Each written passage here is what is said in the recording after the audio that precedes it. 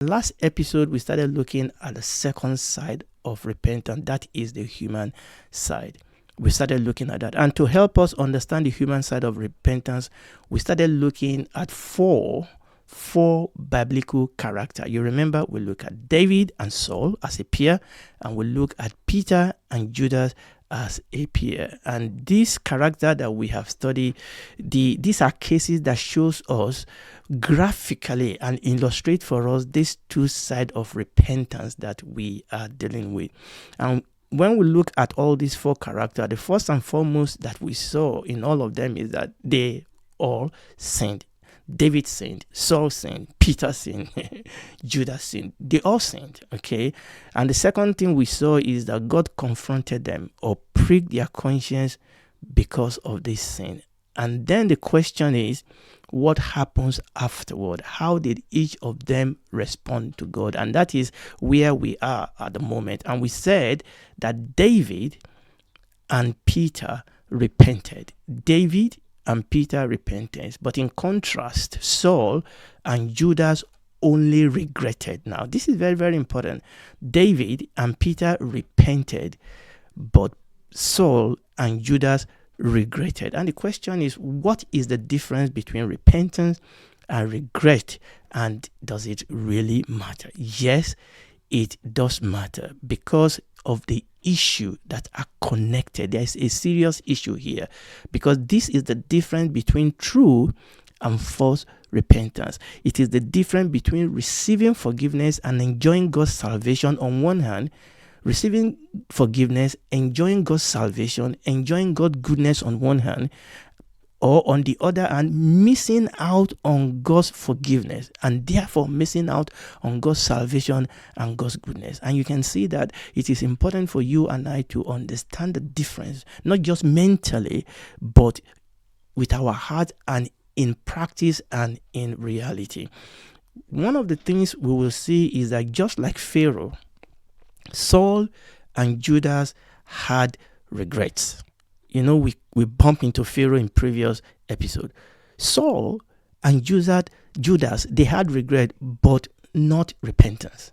They had regrets. And oftentimes we confuse regret with repentance. Now, we must not confuse it. It is important because of the issue of life that is attached to getting this right, because oftentimes regret often look like and smell like repentance, but regret is not repentance, because it is possible for someone to be full of regret and still not repent. That is possible, and that happens all the time, that somebody can be full of regret and yet not repent of their sin and not repent of their action and not repent of their behavior. And that is possible. You know, it was just like when the Lord Jesus was given the parable of the wheat and the shaft. You see, the thing is that the shaft looks so much like the wheat. They look so much alike. But one is a food and the other one is a weed. One is desirable. The other one is to be uprooted and thrown into the fire.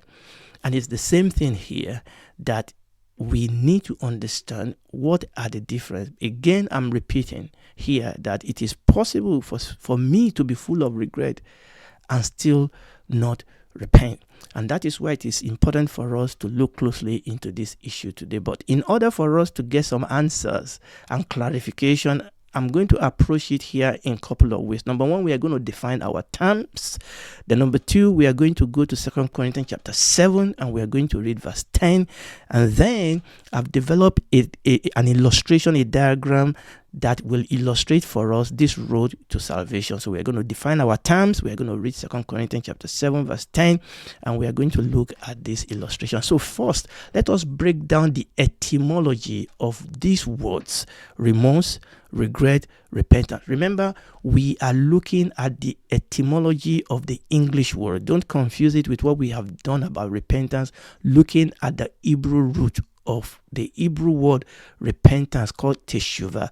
So what we are doing here is simply the etymology, the source of our English word, because most of our English word originate from most of them from Latin and sometimes from French. So we are looking at the etymology of the English word remorse, regret, repent. The prefix re before any word means go back.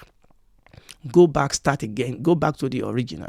And that is what that re in front of a word means. So you will see that our three words that we are looking, again, I'm stressing here, we are looking at the etymology of the English word remorse, regret, repent. So let's look at the word remorse.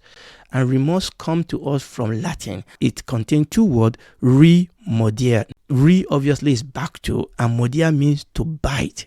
Back to bite. And this is where we get the time it comes to bite you. When you say something comes to bite you, something comes to bite you, something you've done, you are now facing the consequence. Now let's go to regret. Where does regret comes from? So the word regret is derived again from two words, again, which is back to, and grita, which is weeping.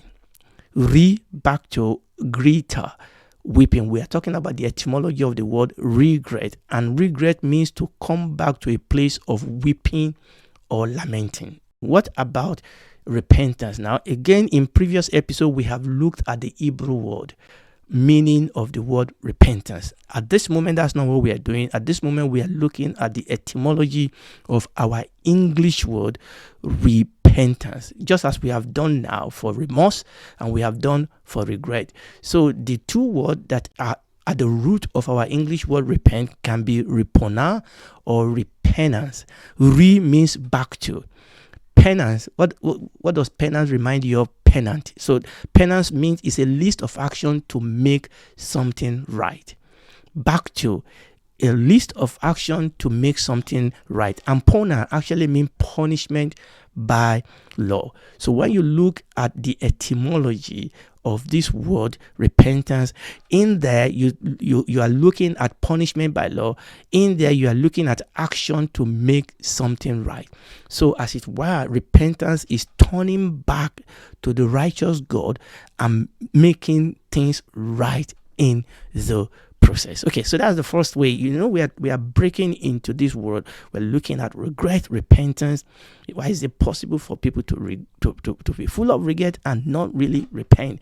And what does it matter? So we have looked at the etymology of this word. Obviously, against the background of what we've learned in the past about the meaning of the word repentance in the original Hebrew. Now, let us read 2 Corinthians chapter 7 and verse 10.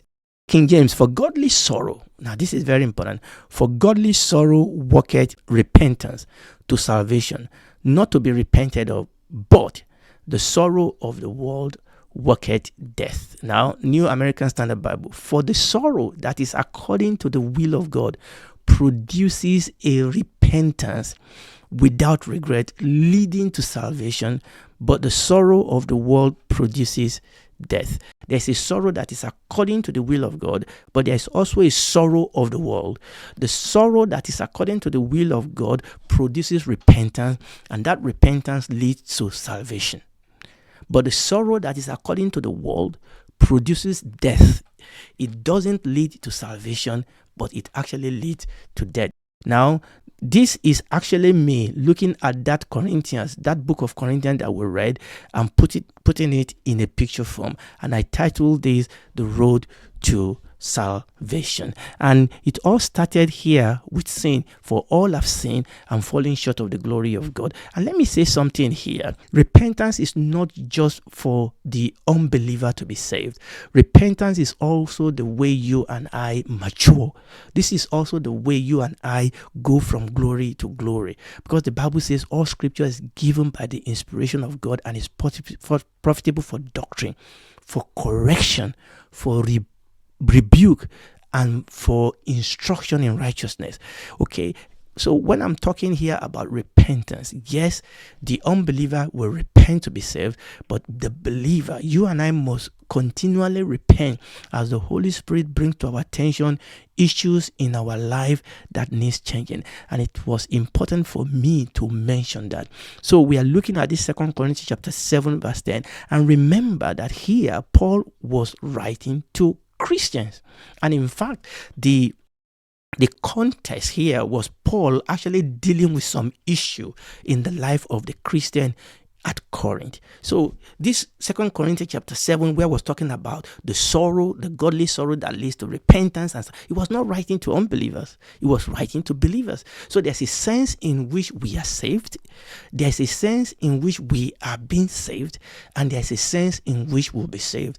And the only way we get that salvation, that ongoing inworking of the salvation of God and the hope of the salvation of God, the process is still the same process by which we are born again. It is still through the process of godly sorrow, repentance, forgiveness, and salvation. Okay, and that is the heart of what we have read here in 2 Corinthians chapter 7 verse 10. So let's go back to our picture, our diagram again, so we can see straight away that it all starts from sin. And now we have clarified that we are not necessarily talking about unbeliever here. Yes, unbeliever, but also believer. So from sin to conviction, and that is the work of God upon our heart.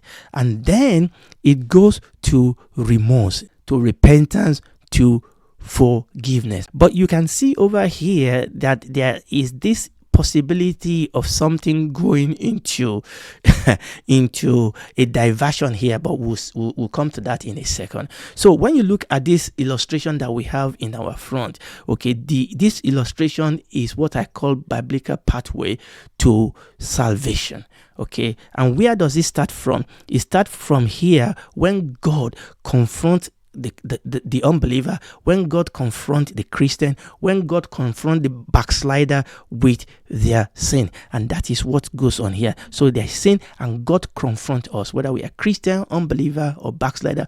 God confronts us with our sin. And what is the result of that? The result of that is conviction, which is what we call remorse.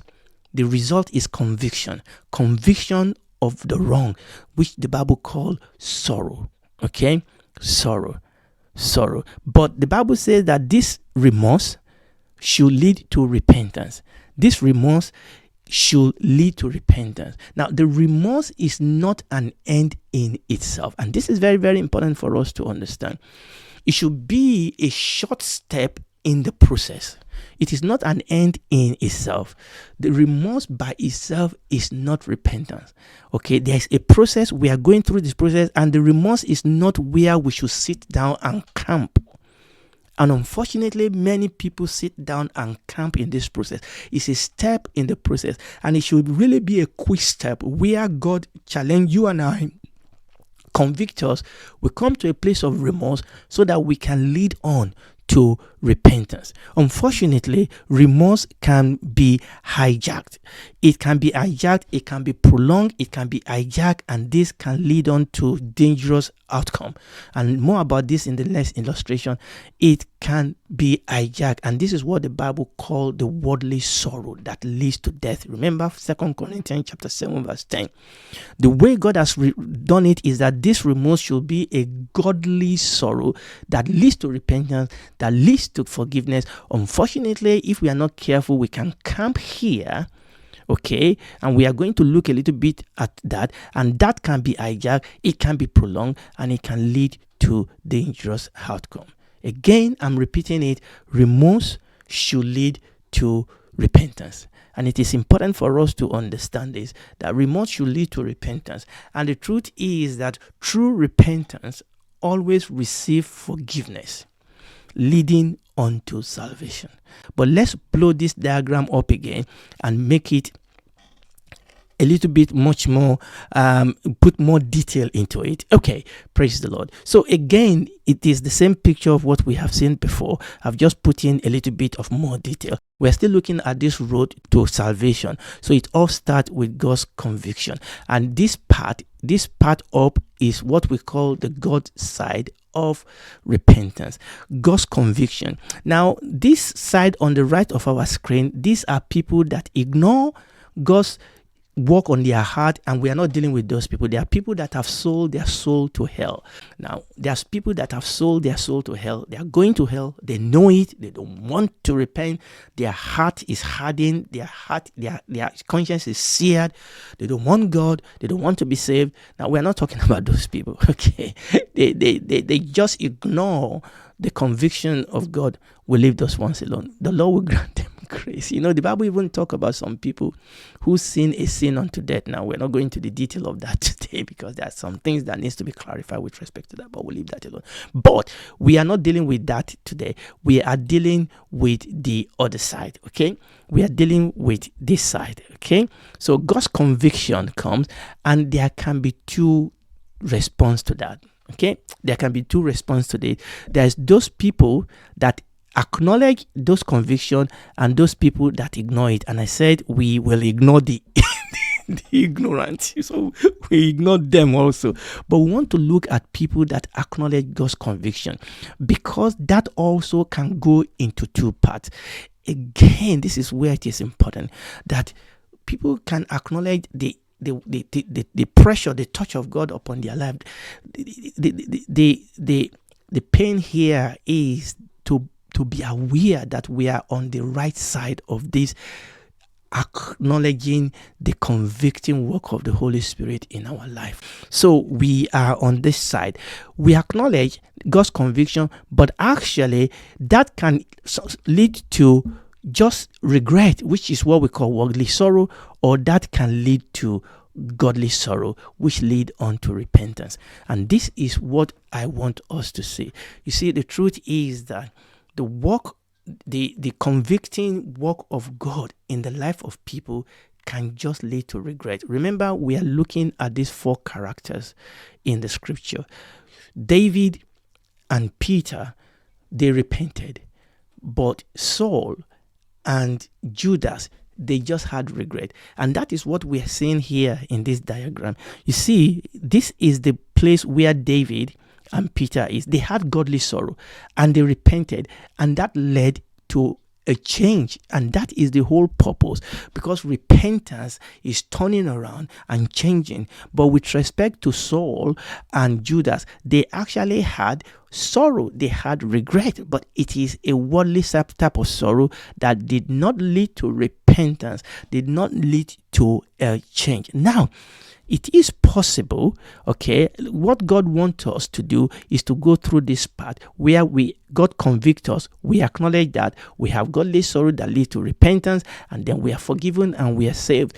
But if we have regret, okay, what God wants is for that regret not to stay as regret, but to go on to a place of what?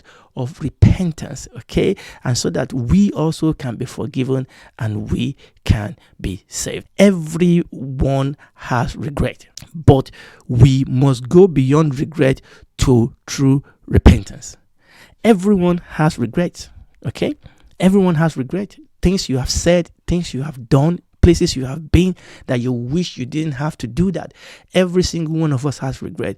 But regret by itself, remorse by itself, is not repentance. We must go beyond regret and we must go on to true repentance. Now, I'm going to stop there because of our time. There's still a couple of things that I want to now apply this to David, to Peter, to Saul, and to Judas. And I'm going to apply that to us. Okay, because it's not about David, it's not about Saul, it's not about Peter, it's not about Judas, it's about us, so that we know that we are walking in true repentance. Okay, and we're going to look at the danger of just staying at the junction of regret or just stopping at the junction of remorse. No, these are supposed to lead us to godly sorrow, which lead to repentance, which lead to forgiveness, which leads to salvation. If we don't do that, okay, such sorrow will become a worse type of sorrow, and it will lead to death, and we don't want that. So next time, by the grace of God, we are going to come back to this picture, and we are going to apply that to our life. And if you are listening to me tonight, I want you to know that God so love you. He loved each and every one of us. He so loved the world that he gave his only begotten son, so that whosoever believe in him. But we will have to, we will have to be convicted. God is doing it already. As you hear the gospel, God is showing you and I that we are sinners, that we need help. Unfortunately, all of us are using all sort of, ideology and education, so-called, to try and dull our heart so that we don't respond to this convicting power of the Holy Spirit. We all have, things that we are trying to use as an excuse, but that will not help us. God is touching your heart, touching my heart as a Christian. Okay, there are things you are thinking, places you are going, things I'm seeing, things I'm doing, that God, the Holy Spirit, is convicting us that this thing is taken away from me, from you, a manifestation of the great salvation of God in our heart. And oftentimes we try to justify it, or sometimes we have regrets, but doesn't go on to salvation. We continue in the same thing, and unfortunately we reap the reward. So if you are listening to me and you are not saved tonight, it is time for you to turn back, repentance. God is already putting a finger on your heart. That is God's part. Your part and my part is to turn, to repent, and go back to God and ask Him to forgive us. And the thing is that the power of God is not asking us to do this in our own strength. He just wants our will. And when through our will we agree with God and we repent, God will supply the power to complete that whole process. Do it today, because tomorrow may be too late. And if you and I give our life to Christ today, and then God will come in and will become child of God. He will give us the power to be saved, to be born again, and we become daughters and sons of God. And then He becomes our Father, works with us. And when this is all over, we'll spend eternity with Him in the new heaven and the new earth. And if you are born again, and God is touching our heart and pointing to things in our heart that need repenting, need changing, you and I should repent, because that will allow greater flow of the grace and the power of God in our life, and we'll see more of the goodness and the blessing of God in our life. Let us do it today.